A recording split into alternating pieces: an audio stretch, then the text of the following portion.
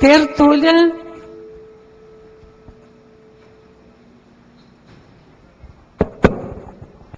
Minha gente, meu boa tarde para todos. Hoje nós temos aqui a interconfiança dentro daquilo que nós estamos chamando interconfianciologia. Agora, o que vem a ser isso? É a convicção na probidade moral, na sinceridade afetiva, nos trafores, nas potencialidades e qualidades profissionais entre duas ou mais pessoas, tornando incompatível imaginar deslize, traição ou demonstração de incompetência por parte de qualquer dessas pessoas às quais se confia mútua e plenamente. Agora, nós temos aqui uma série de considerações na fatologia. O conceito de interconfiança, a necessidade da interconfiança, o valor da interconfiança, a interconfiança enquanto valor sociológico fundamental, a ampliação da interconfiança, a mega confiança mútua, a intercompreensão, a heterocrítica, a autocrítica, e por aí vai. Tem muito material aí para a gente pensar. Agora, nós temos também a caracterologia, que apresentamos 10 categorias de relações interconscienciais expressas pela interconfiança teática. A interconfiança integral da própria consciência e de outrem somente é alcançada de modo mais definitivo por meio da convivialidade autolúcida continuada através das décadas de convívio. Qual é o nível de interconfiança vivido por você dentro da sociedade patológica? É mínimo, razoável ou máximo? A interconfiança, então, é um assunto que não é muito falado, você já deve ter percebido isso. Agora, aqui nós estamos secando a coisa e colocando tudo na frente. Eu quero lembrar que esse texto foi feito revisão, mesmo assim, alguma coisa ainda apareceu aqui, mas lá no original a gente já mexeu. A sinonimologia tem também a palavra interconfiança, que está errado. Isso aí era para ficar lá na fiança recíproca, lá que é o número. Outra coisa é o diagnóstico, está escrito também errado. Está na fatologia. É bem possível que tenha mais. Eu peço aí aos técnicos e técnicas, a nossa turma aí técnica, inclusive eu estou vendo que a Kátia, com TH, está aí hoje. Então, dá uma urubucervada no texto, por favor. O texto tem 35 logias e tem 7 máximas. Eu deixo por conta da Rosa a análise, o veredito, o julgamento, o corte, recorte, a alfaiataria do pensamento dentro do processo. Tá ok? Eu confio nessa nossa turma. Eu quero dizer para vocês que eu subi novamente ao tertuliário. E é o máximo, a gente vê os jardins do jeito que eles estão. A hora que fechar o tertuliário não vai dar para ver tudo que está lá, não.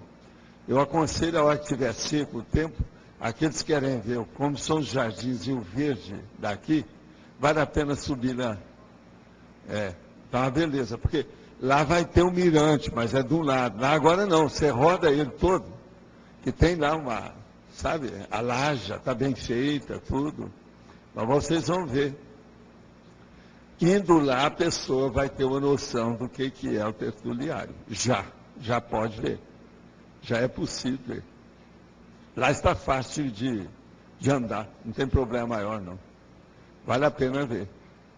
Agora, outra coisa também que eu queria falar para vocês é que as nossas 47 equipes técnicas, atualmente, passaram para 51 equipes técnicas.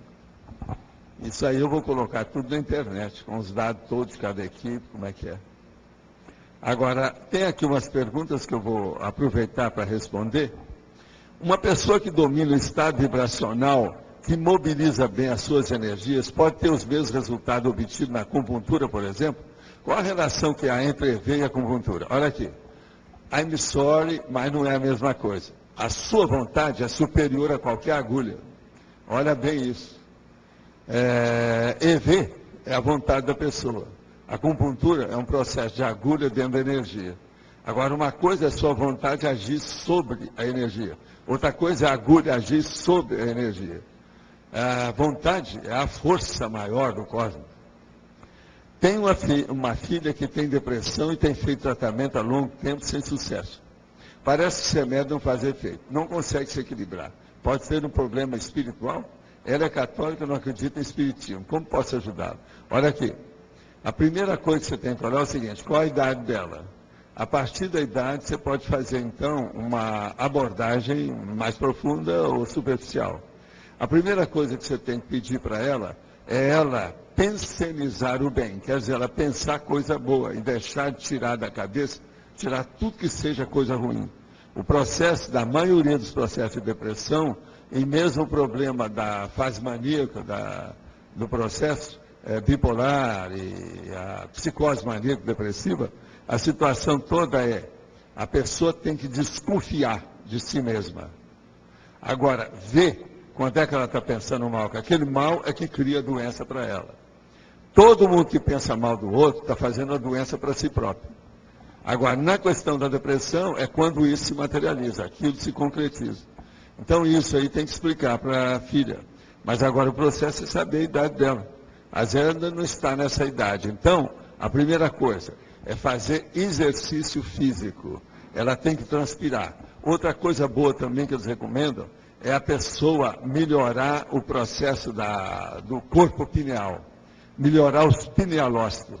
Aumentar a alimentação fotônica dos fótons no olho. Isso aí é muito importante. Então, ela está no sol, brincar ao ar livre, um dia de muita luz, que tem muita claridade, levar ela para o sol, que isso aí ajuda, porque a maioria dos processos tem problema, às vezes, com o processo da cabeça, que mexe nos neurotransmissores. Isso aí, às vezes, ajuda. Eu estou falando se ela é pequenininha. Aí é importante, que eu não sei a idade, como é que está aqui, porque ninguém falou. Tendo-se o processo da mudança como algo que nunca muda na vida, a evolução seria algo absoluto ou algo relativo? A evolução é involuntária? A rigor, a evolução é, sim, involuntária. Querendo ou não, a pessoa vai ter que chegar lá. É uma questão de tempo. Então, até um certo ponto, pode-se considerar que ela seja involuntária. Ela supera a sua vontade. Pode descrever a manobra que foi falada, da renunciabilidade, mas não entrou no projeciologia? Olha, tem uma série de manobras dessas, se a gente não colocou, é porque ainda não vale a pena falar nisso. E não vai ser aqui que eu vou falar agora. O dia que a gente achar que seja bom falar, a gente fala. Nós já estamos avançando com muitas dessas observações, aquilo que o povão gosta de falar, que é revelação, dentro do processo extrafísico. Se nós deixamos de fora, é para ficar de fora até o momento. Ainda não vale a pena estar expondo. Mas, por exemplo, eu só chamaria a atenção de uma pessoa. Pensa bem o que é uma consciência livre. Tem muita coisa para a gente pensar sobre isso. Quais as consequências da consciência livre? Como é que ela chegou lá? O que tem? Tem muita manobra que ela chegou até lá. E o serenão? Entre um evoluciólogo e um serenão, o que é que se passou? O que é que ele alcançou mais? Essa consciência obteve o quê? Agora, outra coisa que eu quero dizer sobre isso, que a gente tem que selecionar aquilo que a gente comunica, aquilo que a gente informa e a tarefa do esclarecimento. Então, eu quero dizer uma coisa. Se você está ótimo, ou se você está ótima, seja você homem ou mulher, com os próprios atributos conscienciais, que nós temos aí uma relação dos atributos que está ali. Ó. Se você está mais ou menos bem com isso, por exemplo, você tem uma boa imaginação, você tem uma memória mais ou menos razoável, você tem uma pensionização com uma certa tranquilidade, o que você está esperando para ajudar a esclarecer? Para fazer assistência de esclarecimento. Há muita gente perturbada nesse mundo. Vamos para a assistência. Por isso, a área da saúde deve ser prioritária na cabeça de todo mundo daqui para frente. Eu já venho com esse negócio da área da saúde há muitas vidas. Muitos de vocês ainda não são nesse métier. Estão começando agora. Então, eu quero chamar a atenção.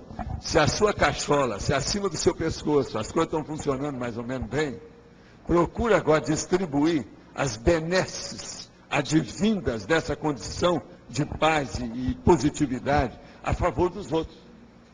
Eu quero chamar a atenção pelo seguinte, muita gente que tem problema, minha gente. O negócio é seríssimo. Eu vejo aí pela TENEF, não é fácil. E agora, ó, Até o momento, o reflexo que eu vejo é o seguinte: com o online, aumentaram meus pedidos de TENEPS. Então, o meu hospital está aumentando um pouquinho ultimamente. Agora, por favor, vê se vocês me ajudam, vamos ajudar todo mundo, ajudar aí assistência, interassistencialidade, interassistenciologia. Vamos fazer força com a tarefa de esclarecimento. E outra coisa, as conselheiras estão chegando de tudo quanto é jeito. Já tem muitas conselheiras adultas aí funcionando e tem criança também. Agora, ó, só para falar para vocês aqui o que tem na internet. China, criança joga economias da família pela janela. Os pais foram dormir e deixaram a criança de 3 anos. Ela pegou todo o dinheiro, jogou pela janela. Agora no edifício, é o 17º andar, perder tudo. Um dinheirão. Abre o olho com o seu dinheiro, onde é que você põe? Agora a criancinha, 3 anos. Chato é isso, não pode acusar ninguém, né? Como é que fica? Vocês aí que às vezes tem algum que é mão de vaca ou pão duro, veja bem o que vocês estão fazendo. Olha a criança e o seu dinheiro. Agora, ó, outra coisa séria. Isso aqui, o que eu vou falar, eu não estou recomendando para fazer no Brasil, não. Eu estou dando só informação, tá certo? Cidade indonésia coloca cadeados de castidade em massagistas. A decisão de casa de massagem de uma pequena cidade da Indonésia é colocar cadeado de castidade nas roupas íntimas das massagistas mulheres, para acabar com a reputação de que os locais servem como ponto de prostituição, que está causando polêmica no país. É aquele negócio o binômio, ou que alguém acha que às vezes não é binômio, que isso é mais um crescendo, entre o processo da massagem, o massagista e a prostituição. Muita coisa no Brasil já se falou, isso que é uma coisa e outra. Mas então isso aqui é um negócio sério. Agora, cadeado de castidade massagista. A chave deve ficar com quem? Será com quem é o cara que é o cliente? Precisa a gente ver. A medida foi inicialmente introduzida por uma casa de massagem da cidade de Batu, na Java Oriental. Mas o governo local resolveu obrigar as outras casas da cidade a adotar a prática. Integrantes do próprio governo da Indonésia se disseram contrários à medida. A ministra dos Direitos da Mulher, Meutia Fardia Hatta Suasuno, diz que ela é um insulto às massagistas. Essa não é a maneira correta de prevenir prostituição e representa um insulto às mulheres, como se elas fossem as culpadas. Agora, essa senhora disse que a maneira mais correta para diminuir a prostituição nas casas de massagem seria melhorar o sistema de segurança, como a adoção de câmeras de circuito fechado de TV. Mas, segundo o Jakarta Post, que é o jornal, as autoridades do turismo da capital, Jakarta, estão avaliando a possibilidade de introduzir a medida para melhorar a reputação das casas de massagem. Vocês sabem que no Oriente, nessas ilhas do Pacífico e outros lugares lá, processo de prostituição e pedofilia é um negócio de doido. Em Bangladesh, por exemplo, tem aquele cara que dessomou faz pouco tempo, ele foi para lá por causa da pedofilia, ele era pedófilo. É o mesmo cara lá na ficção científica, ele morreu agora há pouco. Vocês sabem quem, né? Eu já escrevi sobre isso. Agora, os cadeados da castidade impedem que as roupas das massagistas sejam abertas. Casas de massagem são populares na Indonésia, mas são muitas vezes vistas apenas como fachada para casa de prostituição. E outra coisa, a maioria são mesmo. Então, essa medida é uma medida drástica, mas que no caso lá, local, pode ser até que vai dar algum efeito. Porque que o negócio lá é violento Vocês têm uma ideia, em Bangladesh, há alguns anos, hoje eu não sei, mas há algum tempo aí, o que acontecia? Os pais mesmo levavam os meninos para a prostituição. Meninos, devido ao processo de pedofilia. Isso tem tudo registrado. Essas coisas tem tudo aí. Eu já escrevi sobre isso. Agora, esse nosso amigo, que é considerado um dos papas da ficção científica, ele foi para lá porque ele era pedófilo. A rainha Elizabeth quis dar para ele um galardão lá de cavaleiro, mas depois eles recuaram. Porque isso aí começou a causar problema e ia dar problema para o Reino Unido. Então parece que não chegaram a dar. Não sei se mais tarde eles deram. O príncipe Charles chegou até ir lá para dar o negócio para esse cara. Agora veja, tudo isso é naquela área lá que o processo de, vamos dizer, cultural, a coisa é mais leniente, é mais aberta. Então existe muito disso. Agora vocês pensam, se uma coisa dessa, um pai leva até o filho, e outra coisa, equivalente a $2 que ele cobrava por aquilo. Vocês já pensaram o que não tem em matéria de relação entre parentes, essa coisa toda. Isso aí mostra o resto. O que é que não tem? Então, esse negócio aí de Jacarta não é uma coisa de jogar fora, não. É um negócio ponderado. É uma coisa séria. Que às vezes é uma medida dessa impopular e tão braba, que vai cair na cabeça do povo sobre o processo para melhorar a cultura. Porque isso aí é nível cultural, não é? Então é uma coisa séria para a gente estudar. É tarefa de esclarecimento. Mas então, doutor, faz favor. Boa tarde, professor. Gostaria de saber, professor, sobre a técnica do mais um ano de vida. Né? Hoje eu estou completando 35 anos, ontem foi aniversário do senhor, Parabéns hoje é o meu. A você, Parabéns, você merece, você merece. Eu tenho... 35 você está... Daqui a pouco você vai chegar na metade da minha idade. Entende? É por aí, é por aí. Você está cheio de vida, você vai passar isso. Mas, ó, a técnica de mais um ano de vida, eu vou pedir para você consultar aquela senhora que está ali, ó, cheia de vida lá, chamada Elizabeth. Beth. Ela está estudando isso há vários anos, já fez várias vezes até que andou mudando a vida dela para valer. Agora, ó, junto com ela, eu quero te falar, Sérgio, que tem uma série de gente que já mudou com essa técnica. Agora, o que eu vejo é o seguinte, eu vou te dar só umas dicas básicas, mas você tem que ver mais detalhes disso com ela para ver na prática como é que funciona. Mas, por exemplo, você vai pegar todo o seu sonho dourado de consumo, todas as suas aspirações que você quer alcançar na vida, e discriminar aquelas que são as ideais, ou as que são mais factíveis, execuíveis, e ver se você pode fazer alguma coisa, pelo menos uma aproximação disso num ano de vida. Agora, depois você vai analisar tudo que você fez nessa vida e ver o que é até agora, até os 35 anos. E ver que você vai entrar agora no regime da execução da sua proex. E ver se essa sua preparação, ela foi digna dos seus 35 anos, se ela corresponde àquilo que você esperava, se está de acordo com isso. E se tiver alguma falha, se tiver alguma parte clara, você vai preencher esse clarão em um ano de vida. O próximo ano agora, até 2009. Fazer força com isso. Essa é uma saída para você ficar em paz com o seu processo preparatório. É você fechar o exercício da preparação e começar a execução. Nesse caso seu aí, eu acho conveniente ver essa hora da encruzilhada. Antes disso, depois disso. É a linha divisória do processo. Vale a pena pensar nisso. Eu estou pensando em soltar 2 livros que eu tenho arquivado, que dizem um pouco a respeito a essas situações neste ano. Agora, vê se você já faz algum tempo que está arquivado, você tem que atualizar os livros. A gente nunca deve lançar do jeito que estava, porque as suas ideias já mudaram de lá para cá. Tem algum que esteja engavetado há 3 anos, por exemplo? Não, tem um que foi há 3 anos atrás e o outro agora, estou mexendo de novo. Pois é. É bom você rever isso tudo, faz uma revisão geral. Mas é um trabalho, isso aí já faz parte da sua execução. Já é parte da execução. Você até agora publicou quantos livros? 3 meu e 2 em coletividade. De parceria, não é isso? É. Pois é, o caminho é esse. Agora, outra coisa, você tem que fazer os seus planos. O que você pretende na vida? Você vai fazer quantos livros desse, freelancer, até chegar na obra-prima? Com que idade você vai alcançar isso? O que você pretende além disso? Quais são os seus ideais?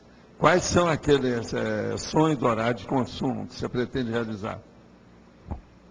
Isso aí é que é importante. Agora, ó, se você se firmar num ano de vida, tem muita coisa que você está pensando que você vai demorar 5, 10 anos, você faz num ano. Essa técnica mostra isso, pode falar lá com a Elizabeth, que ela vai te mostrar isso tudo. Além dos 700 experimentos, você retratou essa técnica em algum outro livro? Eu cheguei a falar em alguns artigos esparsos que eu andei escrevendo, uma opção de coisa sobre isso. Mas agora, o que é bom é você ver na parte prática com ela, porque ela já transcendeu a técnica que eu tenho, porque ela tem experiência pessoal. Quantas vezes você já fez a técnica? 5. São 5 anos de vida, né? Okay. Não, eu estou falando 5 anos que você usou. Vale a pena pensar. Vamos em frente, vou aplicar. Agora, essa questão que você estava falando da prostituição, na China, todos os hotéis têm prostituição. Tem. Para turistas. Não, mas isso o Brasil tem. Não tem muita novidade. Só que tem que na China, é óbvio. Aqui é um pouquinho assim, escondidinho, etc. Tal, camuflado. Mas você sabe aquela minha história aqui no hotel, que eu não vou falar qual, que nós vamos para lá e então eles arranjam a suíte fora de série. Eu cheguei lá, falei assim, epa, aqui tem alguma coisa errada. Cheguei, tinha mulher pelada, mas tudo, pintura, tudo quanto é lado, tudo quanto é parede. E um monte de revista pornográfica, sujas, junto da televisão. Eu falei assim, vem cá, vocês estão achando que eu sou o quê? O que é que vocês querem com isso? Isso é o Brasil. Agora eu falei, doutora, é porque aqui tem suíte dessas e tem a outra séria. Eu falei assim, eu sou da séria. Me arranja aí. Isso é assim, com a maior deslavagem, né? Maior cara de pau. Isso tudo aconteceu há poucos anos, aí no Brasil. Hotel bom, chique, tudo alto, tem um monte deles assim. Agora, tem outros que eles já são, colocam já o hotel em locais sérios, né? Igual aquele lá de Porto Alegre, que a rua das prostitutas fica tudo junto, e o hotel está aqui, a rua está só passar a esquina. Isso tudo é. Então, esse negócio de prostituição é coisa muito séria. Agora, o que eu vejo que a gente tem que falar muito e combater é o processo da prostituição infantil, né? E no Brasil ainda tem isso. Esse turismo sexual ainda faz isso. No Nordeste ainda tem essas coisas ainda até hoje. Isso tudo está aí. Há muita leniência nesse assunto. Né? Você que mexe aí, ó, eu confio em você. Você é da jurisprudência. Vamos dizer, sangue novo. Nós temos esperança. Você é promissor. Vamos trabalhar com isso. Mais uma coisa, Waldo. Qual a relação entre narcisismo e parapatologia? O narcisismo, ele caminha com o passar do tempo para condições mais extremas. Você está entendendo? Do problema egóico. Então, isso, às vezes, é patológico, se você for analisar. Agora, por exemplo, isso da pessoa se cuidar, ela querer se manter, tudo isso, nós não podemos dizer que seja narcisismo do jeito que eles classificam o narcisismo. Autopreservação. Isso é autopreservação, o processo da pessoa fazer a sobrevivência, se defender. É um problema de autoproteção, autossegurança que é normal. Agora, narcisismo é aquela pessoa, por exemplo, que tem um apartamento. E o apartamento tem elevador. Então, o apartamento dele, que são vários, né? Ele coloca espelho dentro do elevador. Então, esse é narcisista mesmo. Então, você entra, todo lado tem espelho. E não é igual lá em casa, por exemplo. Na nossa casa tem um monte de espelho, porque eles iam jogar uns espelhos fora, esses 2, 3 metros. Nós falamos, não, vamos deixar lá, para ampliar o ambiente por causa das gatinhas. Então, ela se vê lá na distância. Você entra assim numa sala, você vê aí 100 metros na frente, por causa Você já viu lá em casa como é que é? Aquilo é bom, é positivo. Agora, narcisismo quase sempre mostra na hora da pessoa sair de casa. Então, o elevador é um dos problemas maiores para isso. Eu estou estudando narcisismo como causa de dificuldade na dupla evolutiva, né? Nos casos. Tem, existem as coisas dessas. A parte prática objetiva. Principalmente das mulheres que entram muito nesse processo, né, de imagem. Agora, existem várias relações de narcisismo que é bom você estudar. Entende? Tem relações que você poderia chamar de binômios e tem antagonismo. Isso aí é que é bom estudar. Eu mesmo escrevi, tem verbete que fala sobre o negócio de narcisismo. Pode ser que alguns ainda não tenham trazido, ainda estão lá no forno. Entendeu? Eu estou usando o Alexander Lowen para estudar um pouco o narcisismo. Né? Ele utiliza algumas terapêuticas mais corporais. Existiria um outro campo de terapêutica para isso? Não, seria bom você ver na internet. Rastreia a internet sobre narcisismo. Que aí você vai ver os excessos, as bobagens que tem, as coisas todas. Vale a pena. Okay. Vamos nessa. Uma boa. Isso tudo é sério. Cara, vamos em frente. Eu queria que o senhor explicasse melhor para mim, na fatologia, 1, 2, 3, 4, 5, na 6ª linha de baixo para cima, o finalzinho dela, o desafio do rompimento da confiança mútua. O caso todo é o seguinte, é um desafio às vezes, porque uma pessoa conhece a outra, trabalha com a outra aí durante 2 décadas. Lá pelas tantas, ela descobre um deslize desses que a pessoa tem dificuldade de perdoar. Aí então vem, como é que fica esse rompimento da confiança? A pessoa vai perder uma amizade, vai perder uma força, vai perder uma vantagem, vai perder, vamos dizer assim, um ponto de segurança para ela. E isso às vezes é um desafio. Agora, você sabe, há pessoas que às vezes elas mudam, né? Eu já vi homem que mudou a personalidade total devido à doença. Já vi um outro que mudou a personalidade total devido a uma paixão. Ele se apaixonou por uma mulher. Mudou tudo. Acabou a moral, ética, tudo isso. Então, isso tudo é um processo sério dentro da confiança mútua. Há fatos, quando eles são muito objetivos e foram detectados, identificados, que é muito difícil da pessoa ter confiança igualzinho que era ontem, ela vai ter hoje. O processo é difícil. Agora veja, às vezes, a pessoa que não tem confiança, às vezes é que está certa. Porque aquela pessoa, às vezes, não vai mudar mais. Entende? Às vezes ela desbordou. Tem outros nomes para isso. Mas aí, no caso, também tem a condição em que a pessoa passa por um processo em que, em vez de ela perder a confiança no outro, ela identifica a falta que ela teve, vamos dizer, a cumplicidade. Isso é outra coisa. Aí já é outra coisa. Ah, tá. Processo mais bravo. Isso aí já está patológico. Sério. Tá certo? Professor, na página 34, tecnologia,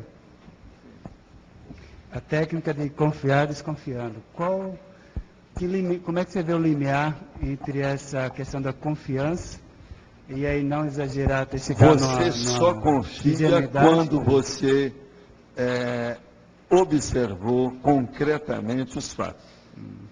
Enquanto você não observou, você não deve ter confiança absoluta em nada. Agora, tem que ser os fatos. Uma outra coisa séria, há pessoas que só confiam em qualquer coisa ou em outras pessoas quando ela tem precedentes. Aquilo já ocorreu muitas vezes, hoje ela tem confiança porque aquilo já ocorreu. É essa que eu estava falando com a Carla. A hora que se perde essa confiança é um baque. É uma crise muito séria que dá na pessoa. Que aquilo vinha há 20 anos que a pessoa confiava, de uma hora para outra que ela viu. Então, um rombo enorme. Está entendendo? Aquela vida escondida, a vida secreta da pessoa que vem a furo, que vem a público. Isso aí é terrível. Então, isso é que a gente tem que observar. Agora, confiar desconfiando. Isso é o ideal na vida para a pessoa errar menos, para diminuir as decepções, os desapontamentos, para não ter surpresa desagradável. É o princípio da descrença. Ela viveu o princípio da descrença. Você está entendendo? Descrençologia. E como que a gente vai, assim, pode desconfiar sem cair numa discriminação, por exemplo, em relação à pessoa? Aí a pessoa não pode pôr emoção nisso. Ela não pode pôr emoção para ela estar estigmatizando a pessoa com qualquer coisa. Sem levar esse nível, porque tem um outra coisa, a cara da pessoa não quer dizer nada. Ela pode ter uma cara feia, trombuda, tudo esquisita, mas ela é honesta, ela é 100%. Então isso aí, essa emoção, por exemplo, visual, apenas de aparência, isso aí também não deve seguir ninguém, né? A pessoa não pode seguir por aí. Sim. Tem que esquecer. Agora, o que eu vejo é o seguinte: nunca confie numa coisa que está só sendo falada. É preciso haver concretude disso. É tanto que a mesma coisa vale a recíproca, né? A recíproca é verdadeira. Nunca fale de uma coisa com muita veemência se você ainda não fez. Fala depois que o negócio já está concreto. Isso é a verbaciologia. Então aqui é a mesma coisa, o contrário.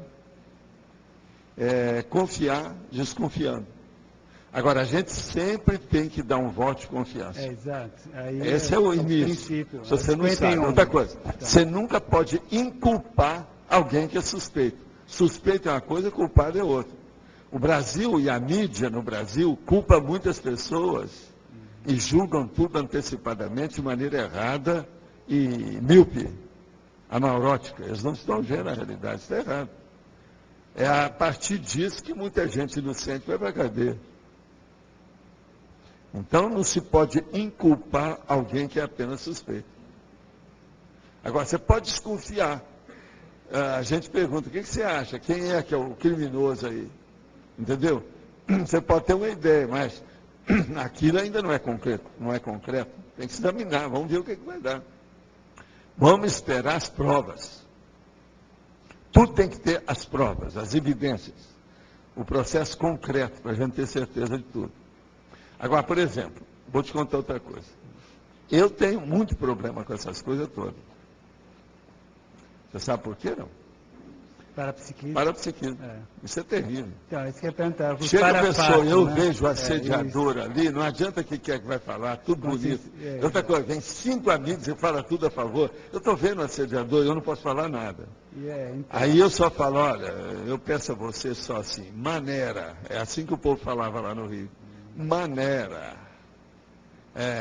Take it easy. Go slowly.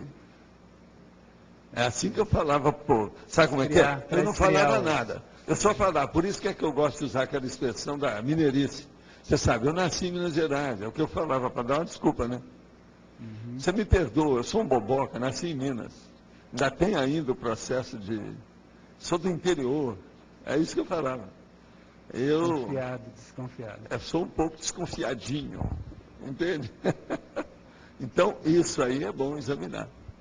Agora, por exemplo, quando eu vejo que tem assediador com os negócios todos, a coisa fica evidente para mim. Então, o parafato é superior ao fato, entendeu? Ele pode também se antecipar. Você, sabendo de um parafato, ele vai anular a necessidade dos fatos. Entendi.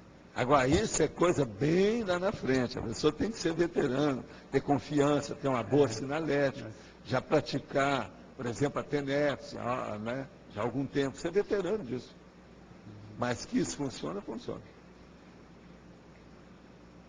Por isso que, às vezes, para mim é muito chato, que eu tenho que evitar certas coisas sem manchar ninguém.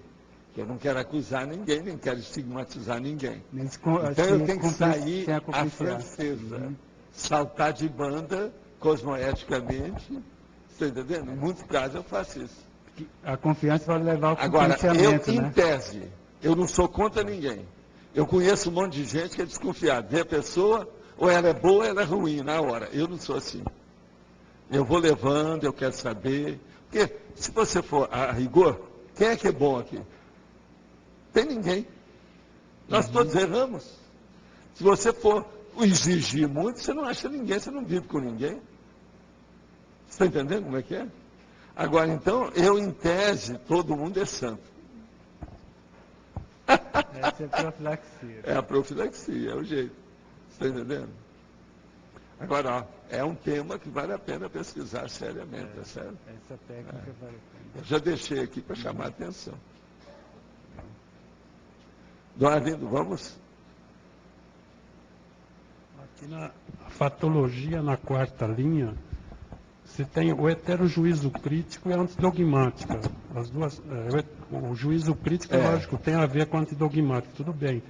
Agora, eu não soube relacionar, por ignorância minha aqui, com a interconfiança. Eu não consegui relacionar. O heterojuízo crítico é aquela pessoa que ela não tem confiança em você, porque ela cria um apriorismo. Então ela olha para você e fala assim, não, ele tem um casaco cinza, eu não gosto de ninguém que tem casaco cinza. Então ela já arrisca você do mapa, você entra no cadirnem do cara. Isso é heterojuízo. Crítico, que está errado. Não, Agora veja, como é que vai aparecer a interconfiança nisso aí? Não tem jeito. Agora, a antidogmática. O cara, ele é contra todo tipo de dogma. Mas se ele for muito excessivo, se a pessoa é religiosa, ele já corta, não quer saber dela. Que é dogma. Então, nunca vai ter confiança de nada. Não tem, é um excesso. Aí já é falta de confiança. A antidogmática também? A antidogmática é porque o cara, ele está contra todo dogma. Contra o dogma, mas tem a ver eu estou falando é o outro. Eu estou criando um problema para você. Com a interconfiança que eu não consegui relacionar. Pois é, mas é só isso. Se o cara é contra toda pessoa que é religiosa, como é que ele vai ampliar a interconfiança no ciclo de relações sociais dele? Impossível. Porque a maioria tem um monte de gente que é religioso, como é que fica? Sim, aí Ele vai arriscar assim, na ó. verdade, Ele vai cortar todo mundo de uma vez. É falta de interconfiança antidogmática. Não, é tanto falta como presença, depende do que é. A fatologia é para isso, é para a pessoa pensar. Mas a antidogmática tem ela é positiva e ela é negativa. A interconfiança também pode ser positiva e negativa. Você tem que olhar. Aqui eu estou na homeostase, eu quero chamar a atenção disso, que o que falta mais na vida é interconfiança. Se tivesse a grupo carnalidade, não teria interprisão. Nós temos que estudar muito a interconfiança para acabar com a interprisão. O caminho é esse, que amplia a lucidez da consciência. Agora, em seguida, na mesma quarta linha, o diagnóstico conscienciométrico da interconfiança. Agora, isso, vamos dizer, existe no conscienciograma alguma coisa ligada? Não, existe alguma coisa não. Existem centenas de dados dentro das 2.000 itens. Interconfiança. É sobre isso, tem um monte de coisa. São centenas. Detectar lá o que está relacionado. É bom ver aqueles números entre o 8 e o 15. De cada folha. Tudo que termina em 8, vai até o 15. É o do meio. Aqueles do meio é que mostram o processo, se tem confiança ou não. É a hora que passa de uma página para outra, lá no conscienciograma. Agora, a última pergunta geral. A interconfiança, do jeito que está aqui, né, que é de alto nível, ela, no nosso nível aqui, já é possível. Não é possível. Nós estamos aqui por causa da interconfiança, porque senão não teria 538 pessoas aqui em fora. Correto, eu estou dizendo. Isso é impossível. Eu estou dizendo a interconfiança pura, total, também já existe aqui. Então. Não, mas tem uma coisa séria aí, Arlindo, eu acho que você tem que considerar. A interconfiança vivível, essa nós já temos. Essa aqui. O que vocês vieram fazer aqui? Um domingo cheio de sol desse, uma beleza? O que vocês estão fazendo aqui? Não, é correto. É uma interconfiança de alguma coisa, de ideias, de interesses, não, existe aqui, de pensionização. Existe uma interconfiança grande, mas estou dizendo... Pois é, mas já tem muito. Do jeito que está aqui, também já estou perguntando. Você veja bem, a minha interconfiança com você e você comigo. Quantos anos nós estamos aí brigando um com o outro, brigando pacificamente. Não, esse aqui é de dúvida. Esse é o máximo. Nunca ninguém tirou sangue do outro. É a dúvida que eu não sei mesmo, mas estou dizendo, do jeito que... Nunca foi às vias de fato. Do jeito que está aqui, já existe aqui. Estou perguntando, que eu não... Já existe. Já existe. Aqui, essa interconfiabilidade já existe, né? Nós temos que reconhecer. Agora existe um crescendo na escala evolutiva. Quanta gente eu não exploro aqui de todo jeito, esse povo tem muita confiança em mim, como eu tenho neles. Os exploradores aí do meu trabalho, aquele que o povo fala, não, aquele cara eu vou lá para aprender como é que ele faz o comércio dele. Tem um monte de gente que trabalha com ele e não paga nada para ninguém. Ele deve ser o máximo. Agora, esse camarada é um gênio. Essa foi a genialidade que me deram até hoje. Na escala evolutiva... eu não estou sabendo nada sobre conscienciologia. Na escala evolutiva, ela vai tomar uma qualidade bem maior. É isso aí. O que altera mais ali, por exemplo, já para um desperto? O problema da interassistencialidade. Já o próximo passo, depois da interconfiança, é a assistencialidade.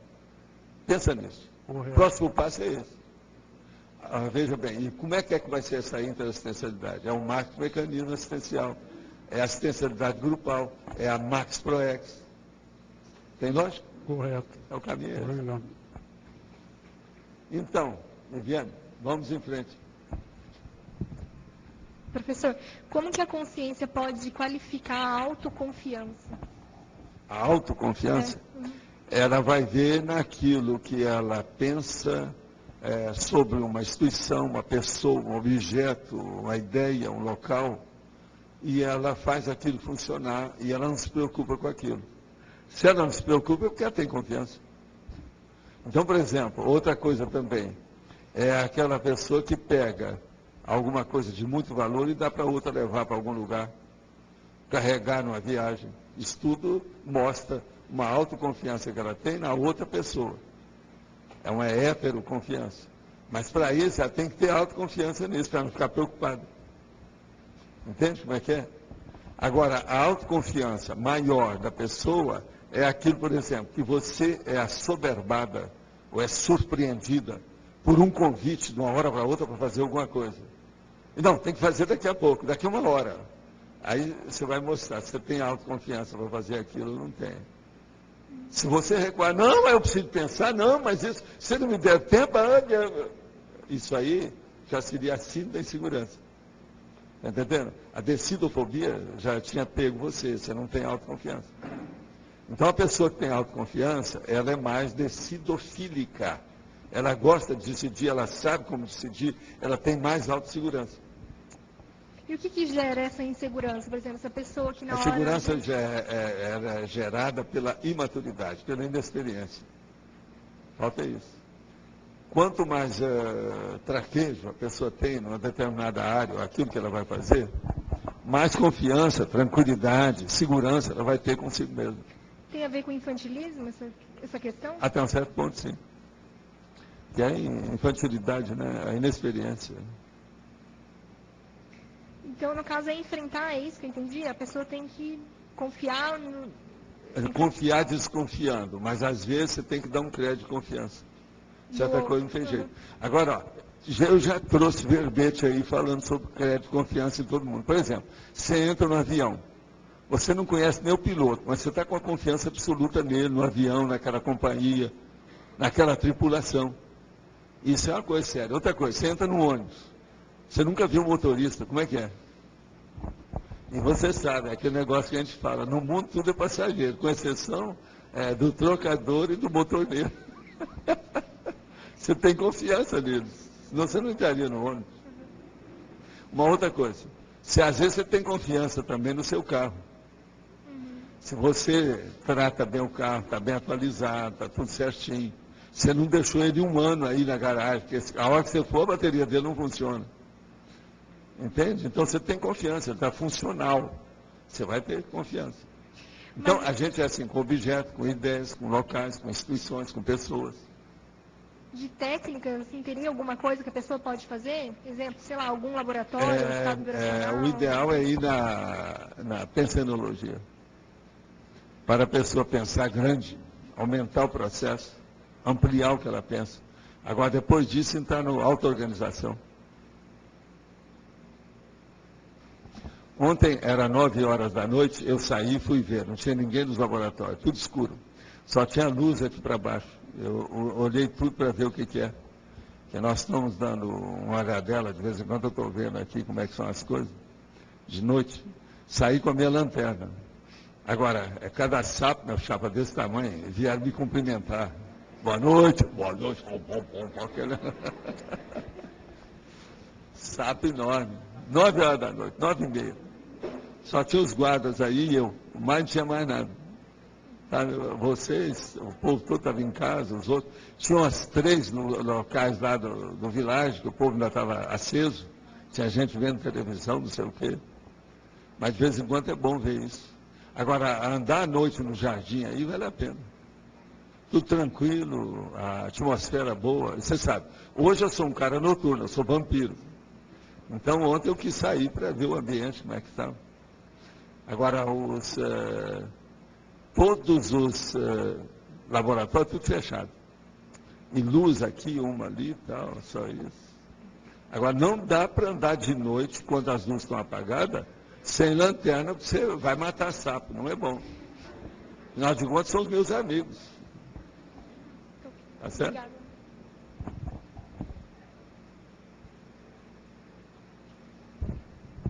Professor, aqui na parafatologia, o senhor coloca o EV, como quase todos os outros verbetes, mas aqui no final o senhor coloca a autoconfiança gerada pela heteroconfiança. O senhor podia exemplificar para eu entender melhor isso? É aquela pessoa que chega e eu falo assim para ela, olha, eu confio em você, Miriam. Às vezes o povo está pensando que eu estou brincando, mas não é, eu tenho confiança naquilo que a gente está falando. Então eu mostro que eu tenho a confiança em você. Você vai começar a ter, porque tem gente que não tem confiança nenhuma em si próprio. A hora que eu falo isso, vocês vão começar a ter. Você entendeu?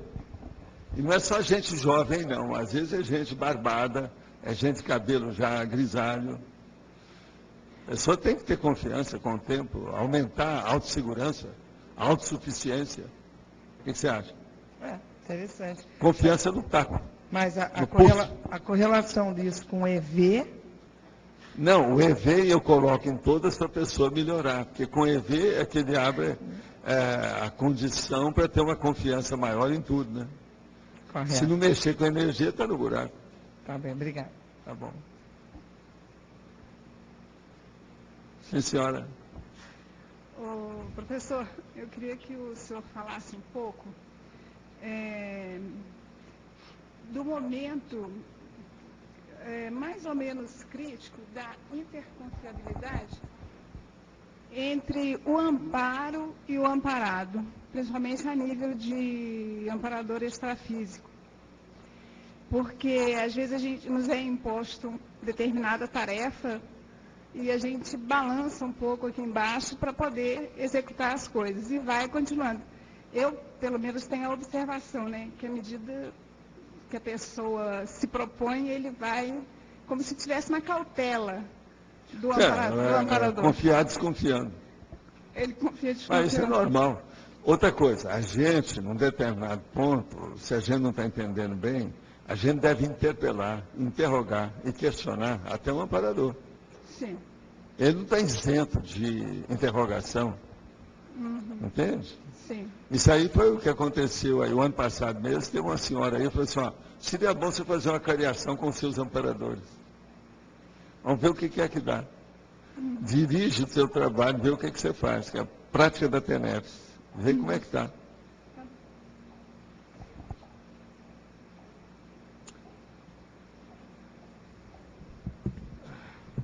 Professor. Tudo bem, André. Primeiro, parabéns, né? Ontem eu não pude estar presente. Sim, muitas graças. Mas muitas felicidades. Eu já agradeci vocês até o ano 3000. Aquele negócio que eu perdoo também é a mesma coisa. E outra coisa, ninguém foi me levar presente, porque eu falei que eu tinha uma tropa de choque, tropa de elite, que está na ponta agora, falar em tropa de elite lá de choque, para dar uma surra em quem levasse presente para mim. Mesmo assim, teve uma outra coisa que apareceu, mas a gente distribuiu.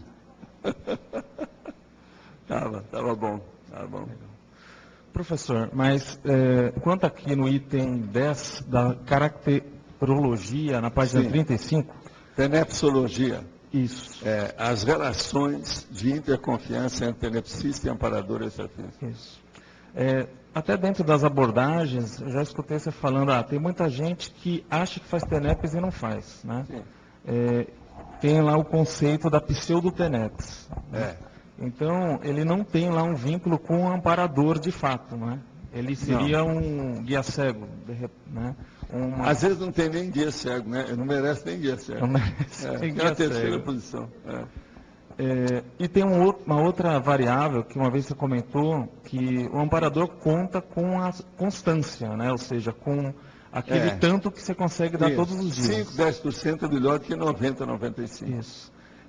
Se é 95 é assim. Isso. Exatamente. E como fazer a conquista dos amparadores perante a mudança desse patamar? Isso com os anos... Você não fica pensando em conquista de mudança, não. Você trabalha, seu trabalho aumentando, eles mesmos já fazem a mudança, aquilo é automático. Então, a mudança de amparador, a mudança de nível, de patamar, de assistência, a mudança, então, tudo muda. Não só você precisa receber mais assistência, porque você está fazendo mais assistência. Entende? Uma outra coisa, é muito difícil, e pensa bem se é possível. Uma pessoa, se ela não faz muita assistência, ela não pode ter muita assistência. O que você acha? Sim, com certeza. Acabou. Só tem muita assistência quem faz muita assistência. Agora, não tem outro jeito. Uma das técnicas que você já comentou, até de visualizar a cidade, visualizar o planeta. Isso aí é para jogar energia nas coisas. Dê um passe, por exemplo, envolvendo a Terra inteira. Entendeu? Isso às vezes é importante. Isso seria uma técnica para expandir essa... Para expandir o processo de energia, ver a força que você tem perante o cosmos, dentro do cosmos. Essas coisas existem. Sim. E outra coisa, faça uma experiência com você. Isso é uma técnica. Você exterioriza energia. Agora, depois você exterioriza energia para um local maior. A sua casa inteira. Depois daquela casa, para o bairro todo. Depois para a cidade toda. Depois para o estado. Depois para o Brasil. Depois para o continente. Depois para a Terra. Você vai ver que as pessoas vão ampliar. E você vai ver que isso amplia e dá uma gratificação na pessoa. Então, o problema é todo de visualização, mas é também de imaginação. O que a pessoa quer? Qual o interesse dela? Sim. Então, isso aí também é sério, vale a pena ponderar. Agora, dentro desse processo da assistência, uma dúvida que eu tenho, há uma necessidade da sua concentração ou, às vezes, essas conexões... Com o passar do tempo, tudo é feito automaticamente. É igualzinho. E a maior prova que você tem que procurar para isso é com o desenvolvimento da sua a desassimilação simpática. Vai chegar um ponto que você não precisa pensar em desassimilar, ela é feita automaticamente. Entendi. Agora, por que é que você vai ter confiança com o tempo? Porque só pensa quando você vê que você está limpo. Está limpinho, não tem nada. Não tem nada segurando. Agora, outra coisa. Quando chega num nível desse, a pessoa começa a ter banho de energia.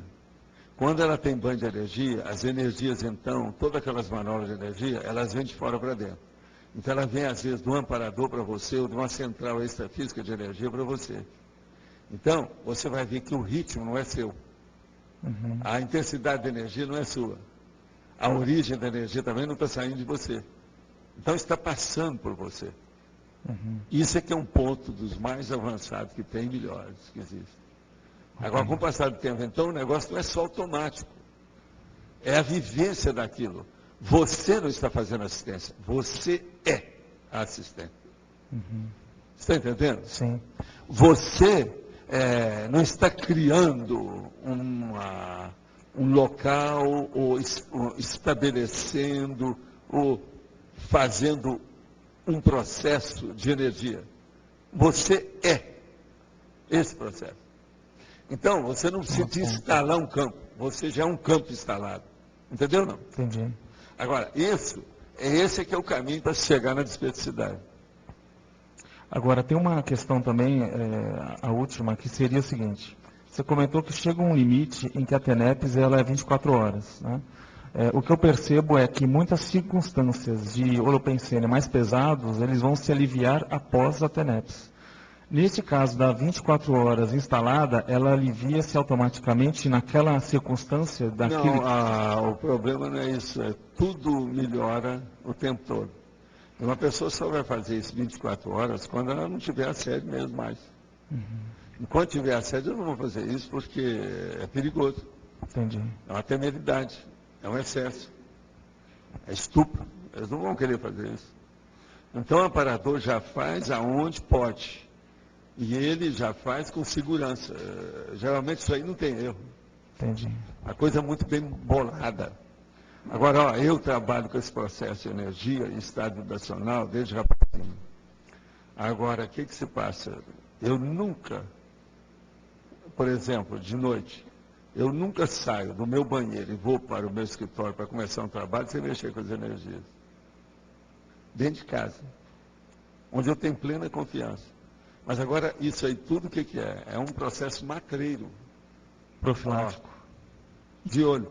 Não é isso só. É para você também saber como é que está a situação. Porque a hora que eu jogo energia, eu não estou vendo só a minha casa, eu estou vendo de fora o que se passa, como é que é. Como é que está essa noite? Você está entendendo? Sim. E aqui, por exemplo, como nós estamos dentro de um condomínio grande, que é o CAE, que hoje envolve até saneamento, tudo isso, a gente sabe quando tem gente de fora, como é que é, tudo. Através das energias, você faz o sensoriamento de tudo e todas as pessoas em torno. Com o passar do tempo, vai depender de você saber identificar isso. É isso que eu chamo da parasemiologia básica, a extrafísica. Entende? Agora, ó, mexer com o estado vibracional, com energia, com bastante autoconsciência é o máximo. E outra coisa muito séria, sem inculcação.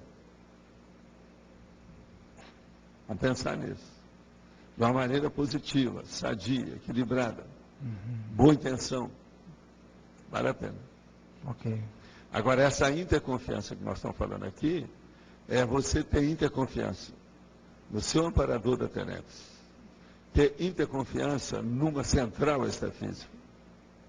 Ter interconfiança naquela pessoa que está servindo de agente do seu amparador para dar uma mensagem para você. Você viu e falou, bom, é essa a ideia que eu estou querendo. Aí, ele não está sabendo que ele está sendo médium do amparador. Às vezes o amparador não é o seu, é de outra pessoa. Mas tudo isso é interconfiança. Agora, com o passar do tempo, você começa a ter interconfiança com tudo. Com seus objetos, com seus aparelhos, com seu ambiente.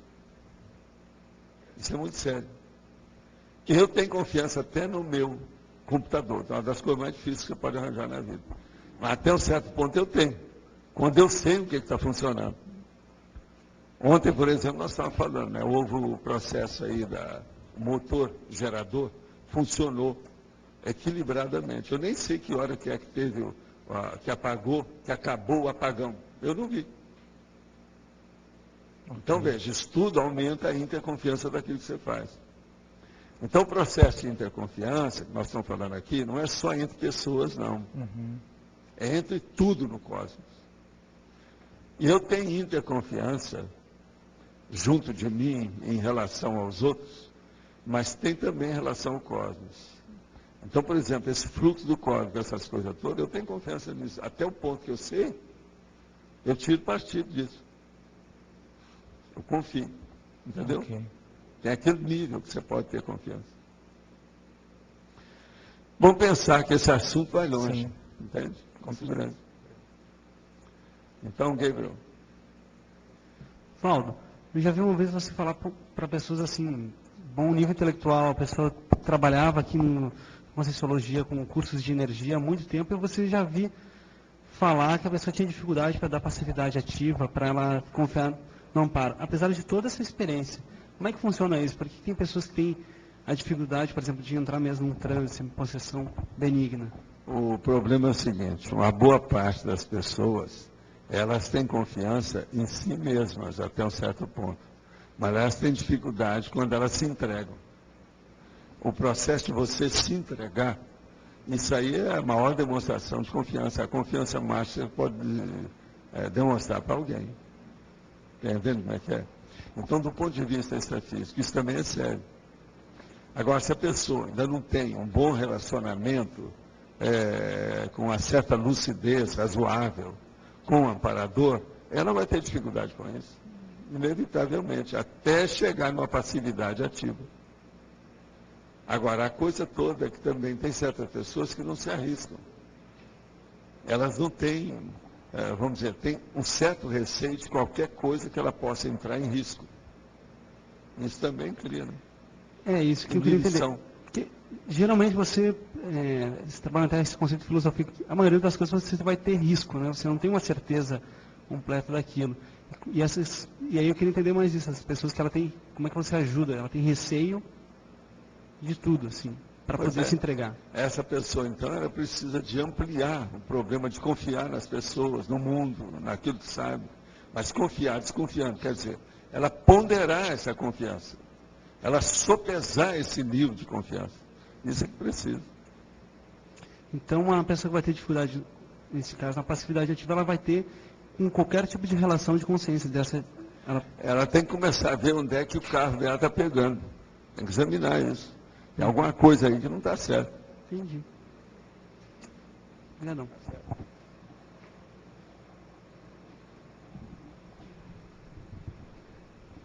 Professor, quinta linha da fatologia, de cima para baixo, é a geração de confiança nos relacionamentos. Eu gostaria de saber como se faz essa geração de confiança no relacionamento. O senhor pode explicar melhor? Eu quero saber onde é que está isso, quinta linha de Quinta linha de cima para baixo. A geração de confiança nos relacionamentos. Sim. A primeira coisa que precisa num relacionamento é o tempo, para você conviver mais tempo. A convivialidade mais longa você vai ter mais confiança nas pessoas, que já viu todos os precedentes, todos os exemplos que aconteceram antes. Agora, uma pessoa que você acabou de conhecer, você não pode ter uma confiança absoluta, que você não conhece a pessoa, como é que faz?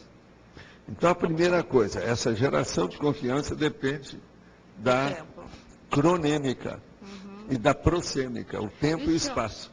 O senhor fala também em observar, né, naquela questão confiar, desconfiando, como o senhor coloca. Esse item, cosmoética, seria um bom item para a primeira... Não, tudo isso é cosmoética que nós estamos falando. Tudo isso é cosmoética. Tudo aqui que nós estamos falando está baseado na cosmoética. No caso, não há má intenção em nada disso. Outra coisa, você desconfiando de uma pessoa, é ótimo, você está ajudando a ela também. Por quê? Você está fazendo a anamnese dela. Você está vendo o valor que ela tem, está traçando o perfil conscienciométrico dela.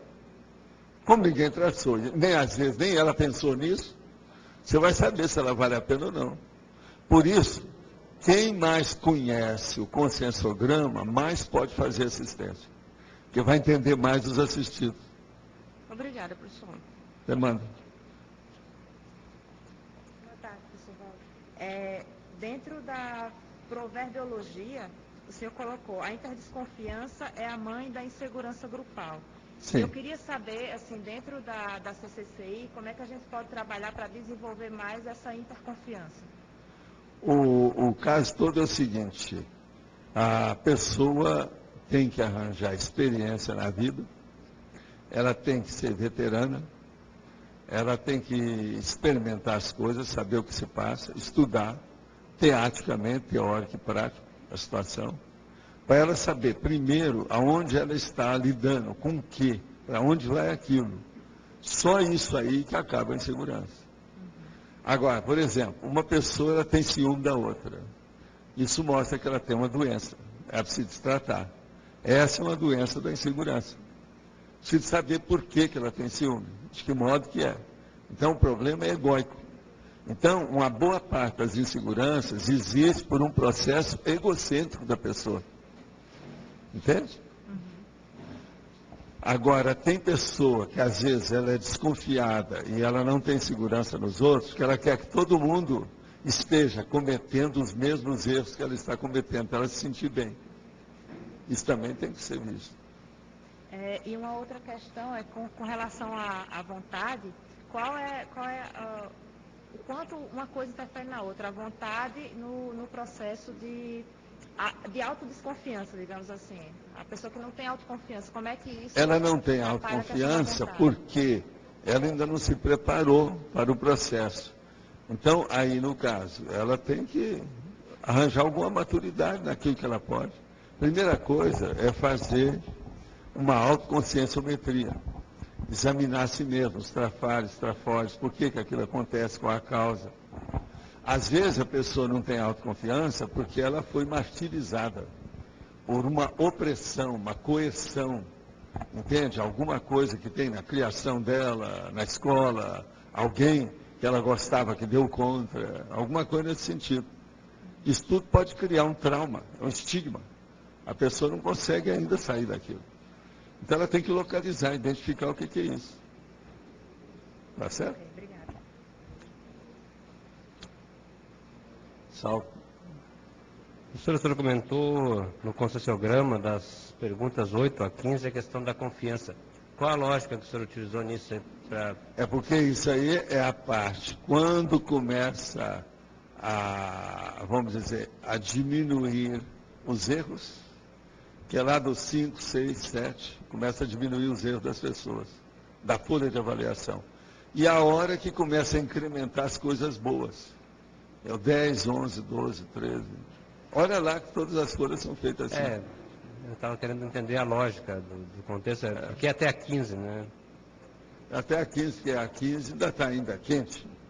Agora de 16, 17, às vezes já tem serenão, já se exige até. O negócio é mais sério. Pega o conscienciograma que você vai ver, a folha de avaliação. Só para entender mais a lógica mesmo. Quanto ao contexto do domínio das energias, do domínio do EV, né? A gente pode estabelecer uma lógica que começa a confiança a partir das energias, daí os pensenes, Daí Não, no a processo... pessoa começa a ter confiança na outra através de fatos. Fatos que ela viveu, que examinou e que até foram surpreendentes para ela. Com o passar do tempo, ela vai tendo confiança nas coisas. Seja nela, nos outros, no ambiente, na instituição, no grupo, na família. Mas parte da autoconfiança, né? Então a autoconfiança não é o A processo... autoconfiança é baseada em fatos. Também. E outra coisa, como ninguém vive sozinho, isolado, essa autoconfiança quase sempre depende de outros. Primeiro você tem a sua família nuclear, você tem que ter confiança para você viver com o povo. Segundo, você vai arranjar uma dupla evolutiva, você já vai ter confiança na pessoa, você tem que saber bem quem é, como é que é, por quê. Agora, vai chegar um ponto que você vai fazer uma dupla evolutiva sempre procurando assistir. Você já não pensa mais no seu egoísmo. Isso aí é que é o ideal, né? Em dupla evolutiva. Eu acho, por exemplo, que vamos supor, um evoluciólogo, ele nunca vai ter uma dupla evolutiva de uma pessoa que ele vai tirar partido. Ele vai ter uma dupla evolutiva de alguém. Se ele é homem, ele vai arranjar uma mulher que ele pode ajudar. Se ele é mulher, vai arranjar um homem que ela pode ajudar. É um processo de assistência.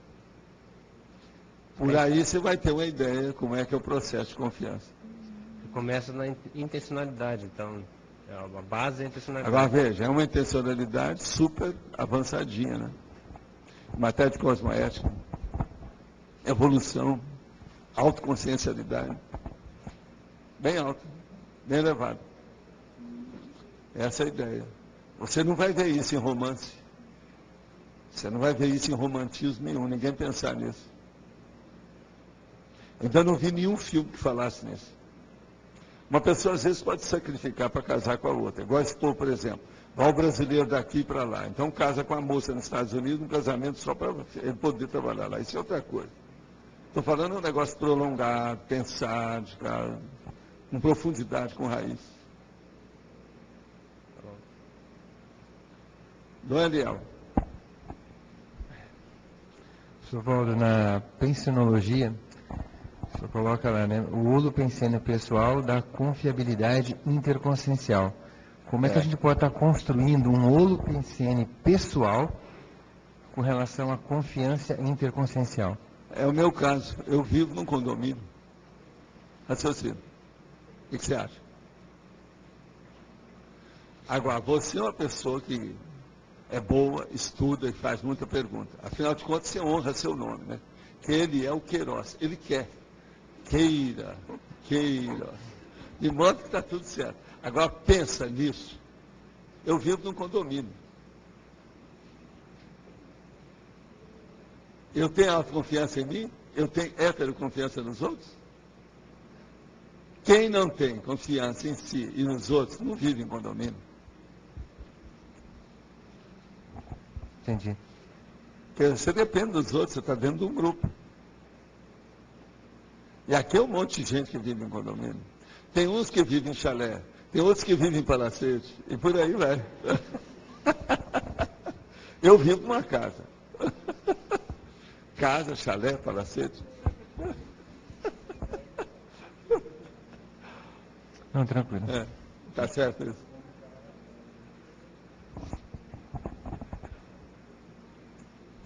Então, lá, cara. Na página 34, na politicologia. Politicologia? É. A corruptocracia, a desconfiança nas instituições democráticas. O que você quer? Como se relaciona com a interconfiança? Você tem que abrir o olho. Você acha que já tem uma democracia absoluta na Terra? A Argentina tem democracia? O Brasil tem?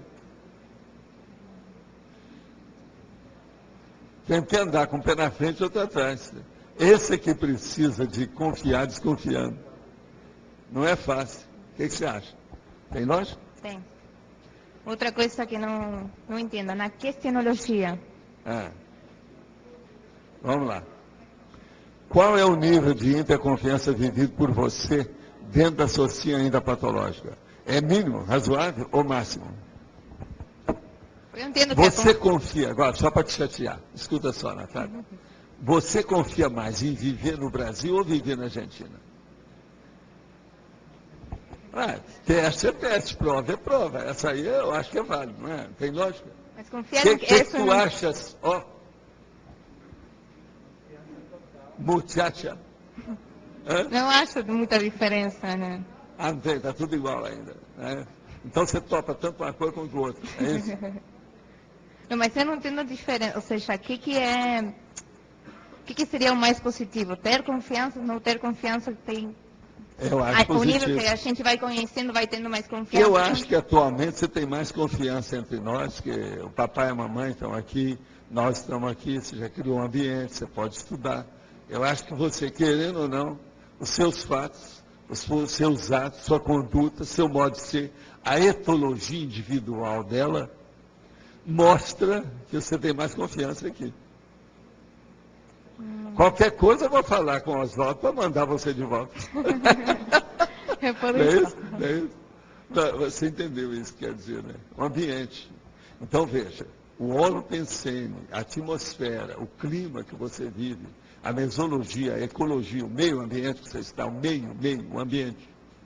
Isso, às vezes é muito importante você ter confiança ou não. Ou seja, ter confiança não só em você, como também nas outras coisas. Então, quando você tem confiança fora, eu já falei isso aí antes, você vai ter mais confiança em você. Uma coisa é você estar com as pessoas, são seus amigos, você conhece há muito tempo. Está tudo em casa, é assim que a gente fala, né? Tudo em casa. Agora, outra coisa é quando você vai num ambiente hostil, estranho, entrar, por exemplo, num pub, num bar, em certos lugares, certos botequins nessas capitais, é um perigo. Uma boate, 3 horas da manhã, o que é que vai ter ali? Então, isso tudo a gente tem que ver. O processo do ambiente influi muito. Ou seja, o jeito de que eu possa me expressar tranquilamente, isso demonstra... Demonstra mais Entendi. Confiança que você tem. Entendi. Não só em você, mas em você, a partir da confiança que você tem nos outros.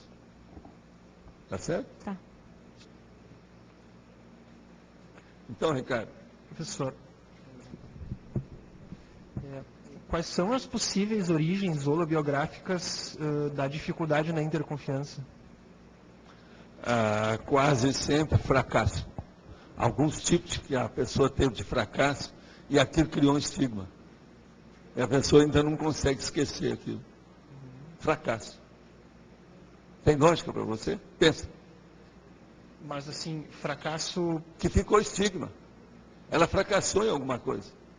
Aquilo gravou, vincou a memória dela. Então ela não tem confiança. Não, eu vou fazer isso, eu vou errar de novo. Eu vou fracassar.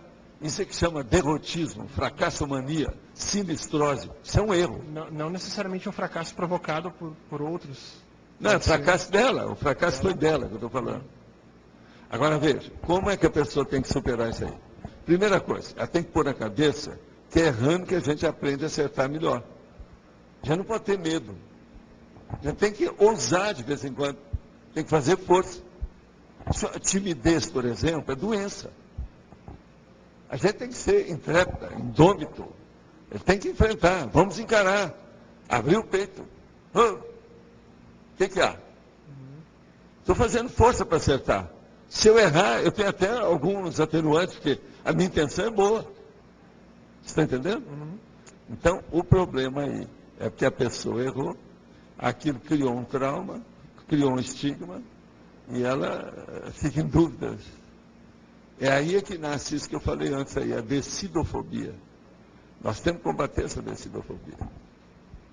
Tá? O caminho é esse. É isso, João Paulo. Vamos em frente. Vamos lá. Como é que a gente faz para ter mais confiança em estabelecer, em cumprir as nossas metas nos prazos, principalmente as coisas novas que a gente conhece pouco? Eu acho que a primeira coisa que tem que ver é você estabelecer a cronologia do seu trabalho. Uma cronologia factível, que não seja apenas ideativa ou imaginosa, mas uma coisa plausível, uma coisa que está dentro dos seus recursos. Não, isso aqui eu posso fazer. E levar a coisa para frente. É assim que vai aumentar a sua autoconfiança. Uma boa parte da autodesconfiança da pessoa, aquela pessoa que não tem segurança, ela existe porque não há planejamento. A pessoa não planeja aquilo que ela vai fazer. Uma pessoa que planeja vai ter mais confiança. Uma outra coisa, no planejamento tem o projeto beta. Você está entendendo? Não é só aquele projeto, tem um que pode mudar.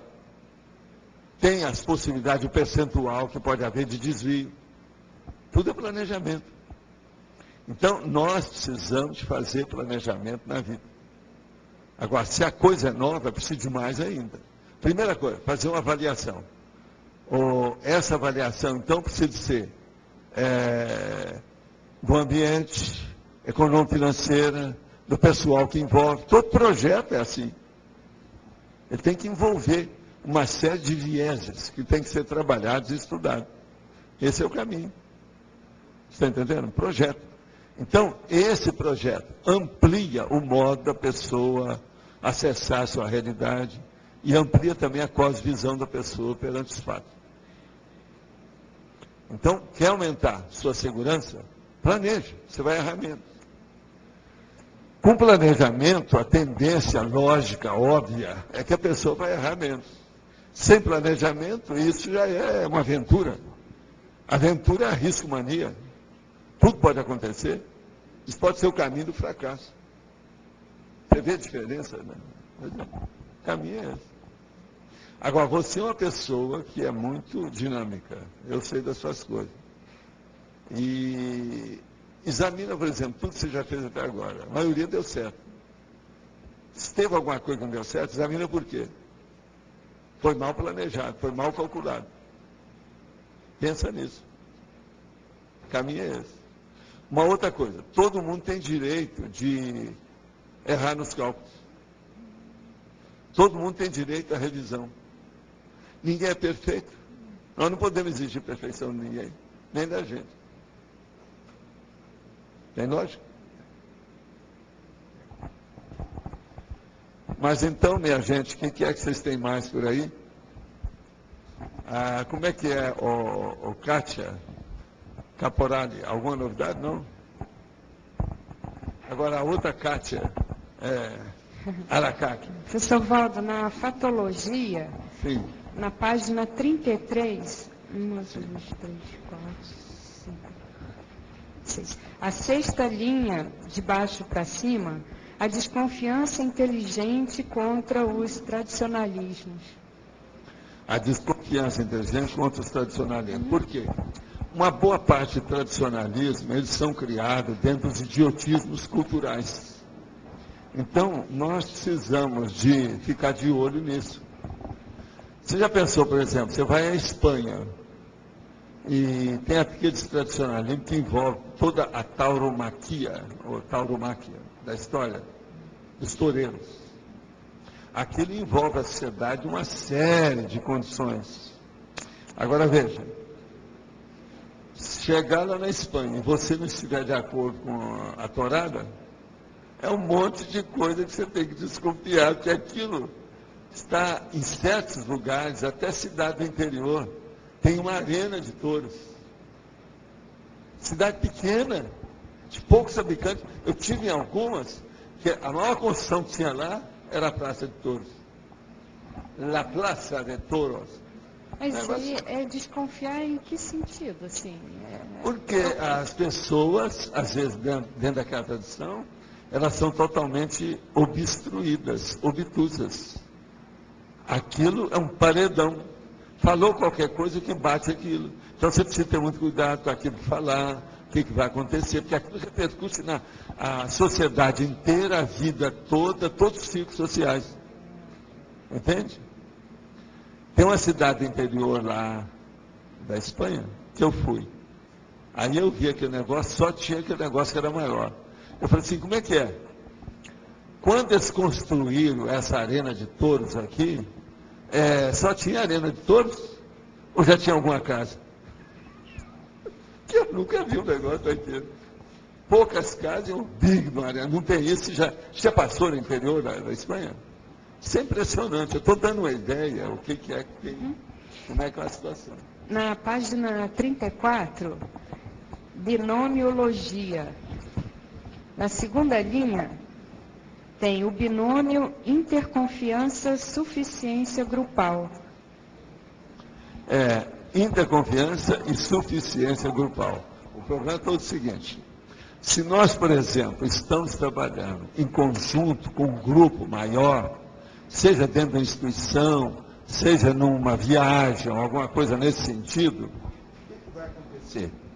A interconfiança, então, ela vai dar uma suficiência grupal maior.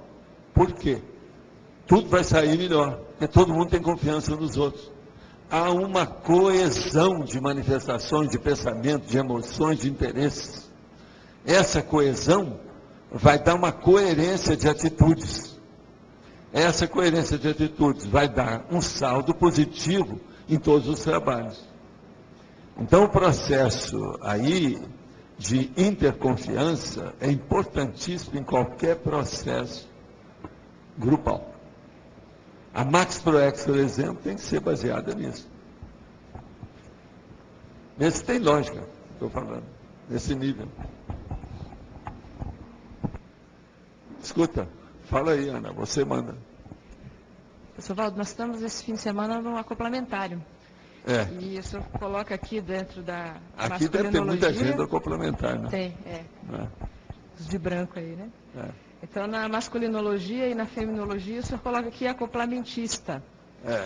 Então, eu queria aproveitar até para ver esse processo da interconfiança dentro do laboratório do acoplamentário. Como é que é quanto que isso ajuda, auxilia nas parapercepções? Olha, é esse o motivo que eu, às vezes, recomendo que a pessoa não faça apenas um, mas faça 2, 3 cursos desses, em seguida.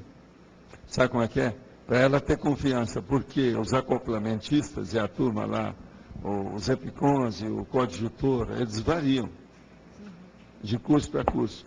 Agora, com o passar do tempo, a pessoa vai tirar uma média útil do nível do acoplamentário. E isso aumenta a confiança que ela vai ter no caso. Então, já teve gente que falou para mim, olha, eu estou só começando a tirar partido agora com o acoplamentário. Aí eu virei e falei assim, esse é o que número? Ele falou assim, é o 8º. Antes a pessoa ainda estava boiando. Aí a pessoa vira para mim e falou assim, quando eu cheguei, Valdo, o povo falava para a gente olhar lá, eu olhava e via tudo que está lá, mas não via nada. Agora não, agora eu já vejo. Então, houve um desenvolvimento do processo de energia.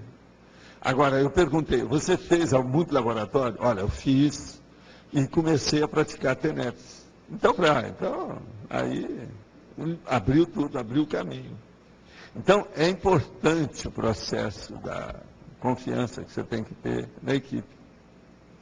E outra coisa, com o passar do tempo, certas pessoas, isso é da natureza humana, vão ter mais confiança num epicom, ou na outra, ou nisso, ou naquilo, depende do que é. E agora, esses acomplementares, às vezes, eles são temáticos, né? Então, vai ter gente que vai ter mais confiança numa complementar temática. Isso também é normal, faz parte. Tem lógica isso? Outra coisa também, existe uma relação entre o fechadismo e a falta de interconfiança. Existe. Da pessoa. Quase sempre uma coisa puxa a outra. Então, eu queria pensar aqui um pouco sobre como a pessoa que é fechada, ela consegue começar a dar mais crédito, a dar mais confiança no outro para construir essa interconfiança. A primeira coisa é dentro dela, ela mesma, não pensar no outro, mas nela. Se uma pessoa, por exemplo, ela tem algum processo psicológico muito sério, entende? O modo de conviver com os outros, o nível de convivialidade, aquilo que ela procura, isso aí ela tem que corrigir aquilo. Porque senão ela nunca vai ter confiança em nada, nem nela mesma. E existem pessoas que são assim. Existe aquela pessoa, por exemplo, que hoje já está bem com a fulana, amanhã já está contra. Tem outra que vê uma pessoa, não, essa aí não presta. Vê outra, não, essa é ótima.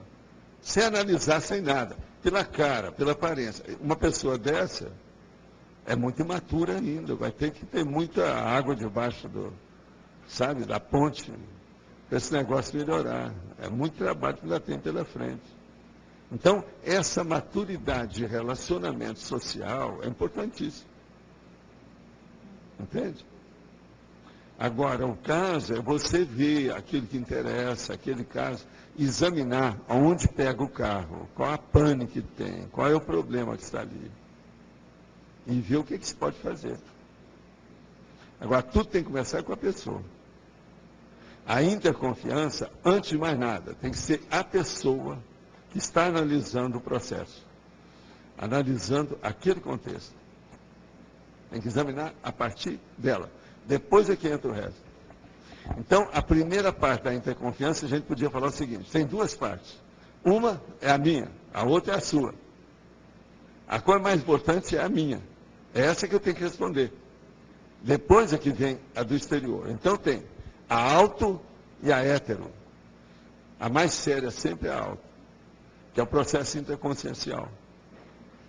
Há pessoas que criam verdadeiros estigmas sobre determinado tipo de personalidade.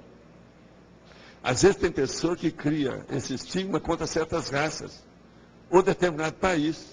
Ah, fulano nasceu nesse país, para mim não serve.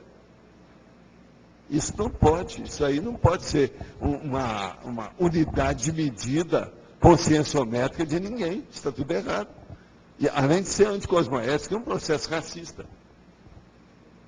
Então, a primeira coisa que a pessoa tem que ver na interconfiança, eu sou racista? Você sabe que tem muitos tipos, nuances e percentuais de racismo. Isso varia muito. A gente tem que examinar isso. Agora, uma coisa é você analisar tudo, fazer crítica a tudo que precisa de ser criticado, segundo a sua observação, e outra coisa é você admitir o povo, respeitar o nível de cada um, dentro daquele processo de cada um. Respeitar o que é? É o direito consciencial. Então, esse processo da confiança não pode ser esquecido, isso aí não. Tem que ser levado em consideração. Tudo bom. Agora, gente, eu queria aqui, só aproveitando aqui esse período, eu queria trazer para o próximo domingo o verbete vocação frustrada. O que vocês acham? Pode ser? Eu sei que a maioria aqui não precisa disso, mas é bom a gente estudar, vale a pena tal. Vocação frustrada. Tá ok?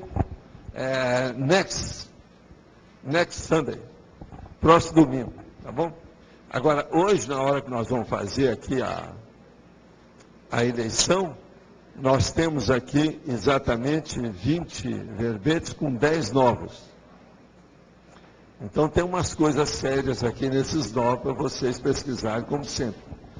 Toda terça-feira sim, terça-feira não, terça-feira alternada, geralmente nós mudamos aqui e passamos para 20, né? Tem 10 antigos e tem 10 novos.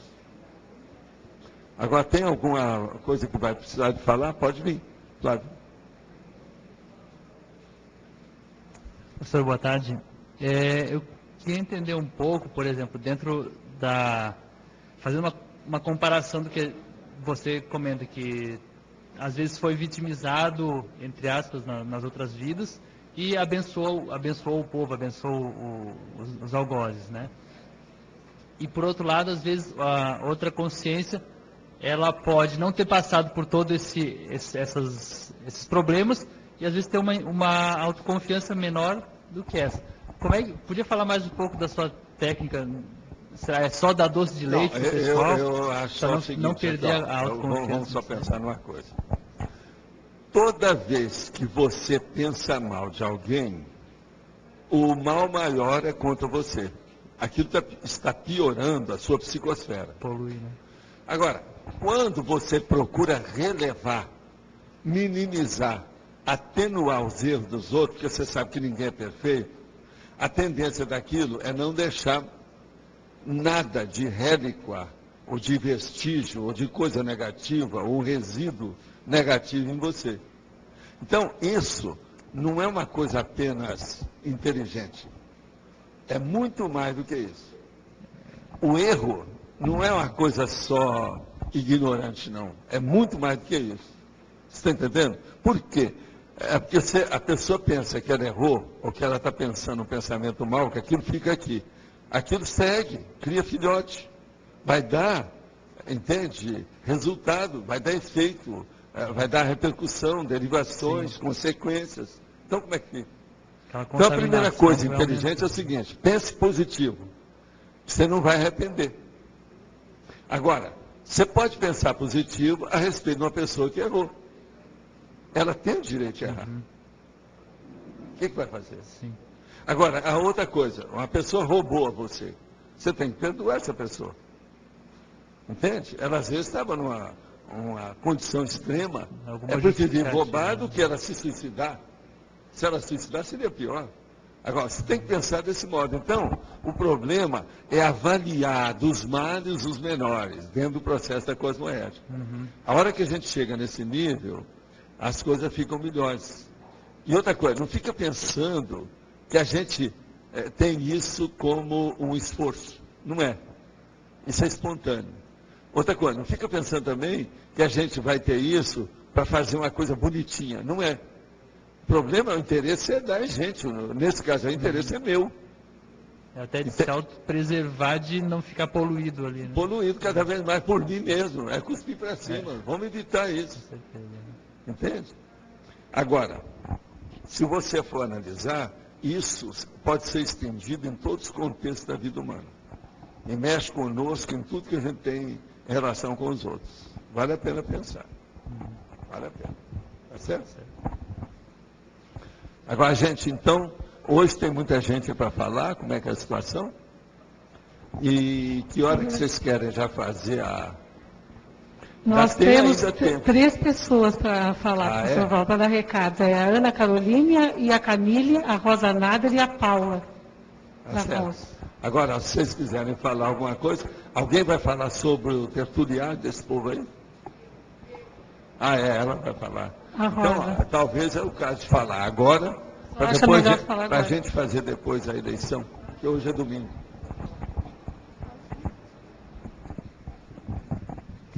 Gente, olha só, está passando uma lista aí. Eu queria que a pessoa que estivesse com a lista levantasse para todos poderem ver a lista. Ali, ó, aquela listagem lá, ó. É um movimento nosso aqui, dos tertulianos, para a gente conseguir mais recursos para a construção do tertuliário. Como é que funciona aquela listagem ali? Cada um de nós que desejar, que puder contribuir com a quantia que puder, coloca o nome na lista e aí a gente vai estar fazendo a doação por 6 meses seguidos. Então, todo dia de tertúlia, a gente vai estar passando essa lista e a pessoa que colocou o nome e o valor respectivo, cada mês vai contribuir com aquele valor durante 6 meses. Não sei se ficou bem claro assim. Algumas pessoas já estão dando até os 6 meses adiantados. Outras estão dando os cheques adiantados. Então, qualquer tipo de solução que vocês queiram dar, podem ficar à vontade para dar. Só que a ideia é a gente contribuir com o valor que puder, que desejar, durante 6 meses, para a gente fazer um bolão, né, dos tertulianos. Isso é uma iniciativa nossa mesmo, para poder contribuir com a construção e mostrar assim, um certo comprometimento nosso com essa construção do tertuliário. Tá? Então, ela está passando aí, por favor, vocês assinem e digam aí qual é o valor que vocês vão estar contribuindo por mês, tá bom? Todos têm papel? Verbetes novos. Crítica benéfica, devir, êxito, indisciplina, personalidade singular, pluriprospectividade, principiologia, publicola, subconsciência humana, zona de conforto. Verbetes antigos. Década, diferença semântica, operação, palavra-chave, pré-análise, prerrogativa, primo-ponente, referência, taxologia da segurança e usabilidade. As pessoas para o recado podem passar, por favor. Gente, boa tarde. Eu queria divulgar aqui, aproveitando aqui que o professor Valdo falou aqui sobre a conscienciometria, a parte de se conhecer primeiro para poder conhecer melhor o outro e assistir melhor. Então, a gente tem um curso permanente na Consci, que é o Recim, que é o estudo do conscienciograma, é semanal, custa R$ 80. A gente abriu uma turma nova agora, terça-feira à noite. Além disso, a gente tem turmas na quarta, quinta à noite e também quinta de manhã. Então, quem tiver interesse pode procurar a gente lá no fundo para fazer inscrição, para pegar maiores informações, para deixar dados para uma nova turma, caso não possa participar nesses horários, a gente vai pegando os nomes e a partir do momento que tenha 4 pessoas, a gente abre uma turma nova, certo? Então, aqui a dinâmica é preencher, estudar, usar a análise rápida, a técnica da análise rápida para preencher todo o gráfico 360 graus, tirar daqui o mater pensene pessoal, os megatrafores, os megatrafales, e a partir daí se planejar e entrar numa análise mais aprofundada, certo? Então, e todo mês, a última aula do mês, a gente faz a dinâmica do Consciência Cobaia, que a pessoa vai expor suas notas, se colocar ali, justificar e receber heterocrítica, heterocrítica assistencial da turma, dos professores, para ajustar melhor a autoimagem. Então, essa é uma dinâmica que quem passou até agora não reclamou, pelo contrário, está querendo participar e fazer mais vezes. Então, fica o convite aqui, quem quiser mais interesse, a gente vai estar ali no fundo, procura a gente para deixar nome ou já participar, começar essa semana ou semana que vem a participar do Recim. Pessoal, a gente gostaria de convidar, eu e a Carolina, a gente está fazendo um debate agora às 15 horas aqui no Discernimento sobre a expansão, aqui no SAEC, sobre a expansão do micro-universo consciencial através das viagens. Então, quem tiver interesse de debater mais esse tema, tiver experiência, o pessoal que foi para Nova York agora pode contribuir com as suas experiências, mesmo as pessoas que não fizeram nenhuma viagem internacional,